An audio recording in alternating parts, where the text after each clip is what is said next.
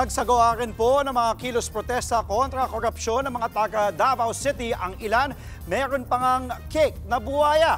Live mula sa Davao City, nasa linya ng telepono si News 5 Mindanao correspondent Bril Montalvo. Bril, ano nang ganap dyan sa Davao? Andre, tapos na nga ang isinagawang kilos protesta kontra korupsyon dito sa Freedom Park sa Rojas Street sa Davao City. Ito ang anti-corruption rally ng iba't ibang grupo at miyembro ng Simbahang Katolika sa Freedom Park sa Rojas Avenue.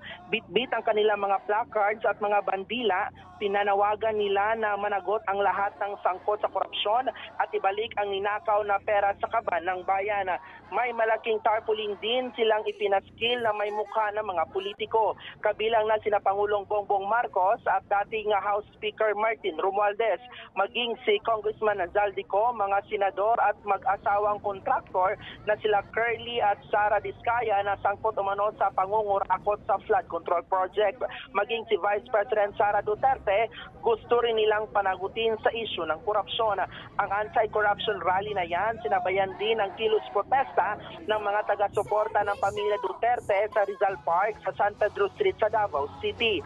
Panawagan nila ang na makauwi na sa bansa si dating Pangulong Rodrigo Duterte na nakakulong sa kasong crimes against humanity sa The Hague, Netherlands. Highlight sa aktibidad ang 4 na metrong haba ng Crocodile Cake na nagsisimbolo sa mga korap na politiko. Meron ding lechon, buwaya, na mahagi din ang 100 na bakat sa mga kalahoka.